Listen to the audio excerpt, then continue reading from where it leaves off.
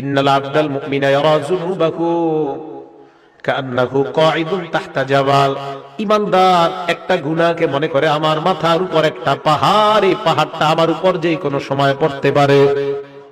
ঈমানদার মনে করে একটা পাহাড় আমার উপর, এই পাহাড়টা আমার উপর পড়তে পারে। এই হাদিস দ্বারা বোঝা যায় ঈমানদার যখন কোনো গুনাহ করতে যায়, করার সময় তার মনের মধ্যে এই জিনিসটা আসবে, সর্বনাশ, আমার উপর একটা পাহাড়, এই পাহাড় আমার উপর পড়তে পারে। বলেন তো পাহাড় পড়লে মানুষ বাঁচে না মরে? তাহলে একজন প্রকৃত ঈমানদার ছোট্ট গুনাহকে আওয়াজ দিয়ে বলেন কিসের মতো মনে করবে? আপনাদের হাত পায়ে ধরে বলি, আজকে থেকে গুনাহ করার আগে কথাটা মনে রাখবেন, আমি একজন ঈমানদার, এক একটা গুনাহ আমার কাছে পাহাড়ের মতো মনে হওয়া দরকার। যদি দেখাইতে পারতাম, সিনাটা ফাইরা আপনাদেরকে দেখাইতে পারতাম কত কষ্ট নিয়ে কথাগুলা বলতেছে। একজন ঈমানদারের উচিত গুনাহ করার আগে চিন্তা করা আমার মাথার উপর একটা পাহাড়। আমি এই হাদিস পড়ে চিন্তা করি সর্বনাশ, পাহাড় পড়লে তো মানুষ বাঁচে না, এর মানে গুনাহ মানুষকে শেষ করে দিতে পারে, একটা গুনাহ। এবার নবী বলেন ওয়া ইন্নাল ফাজিরা, পাপাচার বান্দা ইয়ারা যুনুবাহু কাযুবাব মাররা আলা আনফিহি, পাপাচার বান্দা একটা গুনাহকে মনে করে মাছির মতো, নাকের সামনে দিয়ে চলে যায় একটা মাছি, যে মাছিটা নাকের সামনে দিয়ে যায় আবার আসে, কোনো কেয়ার করে না, একটা সামনে দিয়ে গেছে, গুনাহকে কোনো গুনাহ মনে করে না।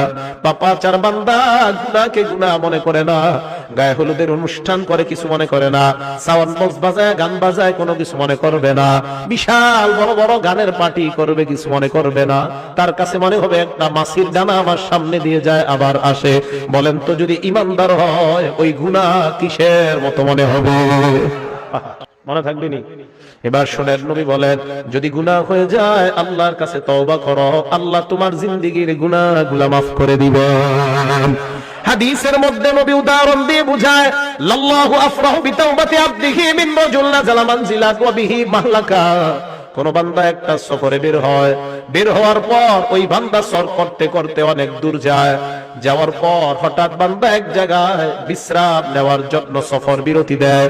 হঠাৎ আশেপাশে তাকায় দেখে কোনো মানুষ নাই, ঘর নাই, ঘর বাড়ি কিছু না, যে কোনো মুহূর্তে তার উপর কোনো হিংস্র প্রাণী আক্রমণ করতে পারে, অথবা কোনো ডাকাত দল তার উপর আক্রমণ করতে পারে। আশেপাশে তাকায় দেখে কেউ নাই, কেউ নাই। এবার ওই বান্দা, তার সাথে তিনটা জিনিস আছে। এক নাম্বার মাহু রাহিলা, তার সাথে আছে তার বাহন, দুই নাম্বার আলাইহা তাআমুহু ওয়া শারাবু, ওই বান্দার বাহনের উপর তার খানা এবং তার পানি তার বাহনের উপর। শুনেন, একটি সফরে বের হয়, বের হওয়ার পর যাইতে যাইতে হঠাৎ এমন একটা জায়গায় যাত্রা বিরতি দেয়, যেই জায়গায় যাত্রা বিরতি দেওয়ার পর আশেপাশে তাকায় দেখে কেউ নাই, যেই কোনো মুহূর্তে তার জীবনটা চলে যাওয়ার আশঙ্কা। এমন একটা ভয়ঙ্কর মুহূর্তে ওই বান্দা এবার তার সাথে মাত্র তিনটা জিনিস, অবিহি মাহলাকা, প্রাণ নাশের আশঙ্কা, বাহু রাহিলা, তার বাহন আছে, খানা আছে, পানি আছে, আর কিচ্ছু নাই। বান্দা চিন্তা করলো একটু ঘুমায় নেই, ঘুম থেকে ওঠার পর আবার সফর শুরু করব। ফানামা নাওমা, বান্দা ঘুমায় যায়, ঘুমানোর পর ফাস্তাইকাযা, আবার জাগ্রত হয়, জাগ্রত হওয়ার পর তাকা দেখে তার বাহনটা হারায় গেছে। বাহন কি হয়েছে? হারায় গেছে। বুখারী শরীফের হাদিস। এখন বলেন তো বাহনের সাথে কি ছিল? খানা পানি ছিল, তাহলে সব গেছে। ফাশতাদ্দাল ওয়াল আতাশু, প্রচন্ড গরম আবার প্রচন্ড পিপাসা, পানি কই? হ্যাঁ, চলে গেছে। বান্দা চিন্তা করে সর্বনাশ, আমি আমার বাহন হারিয়ে ফেললাম, খাবার হারিয়ে ফেললাম, পানি হারিয়ে ফেললাম, কি করা যায়?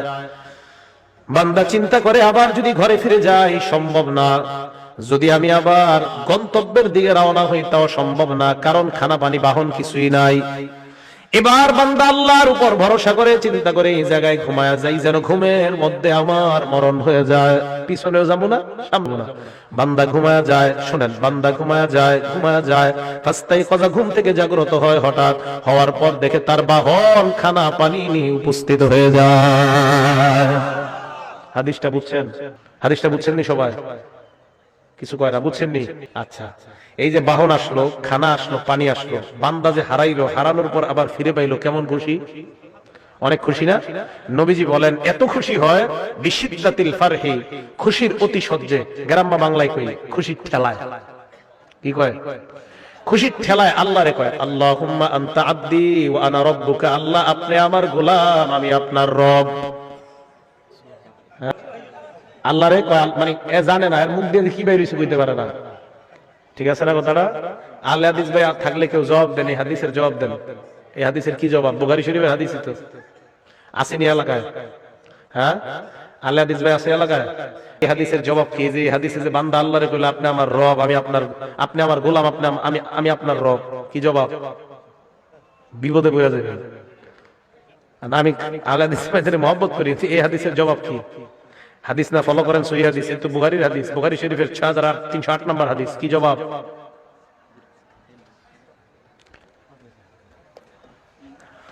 এর মানে বোঝা যায় বান্দার মাথা ঠিক ছিল না। আল্লাহরে কি বলছে বান্দার মনে নাই।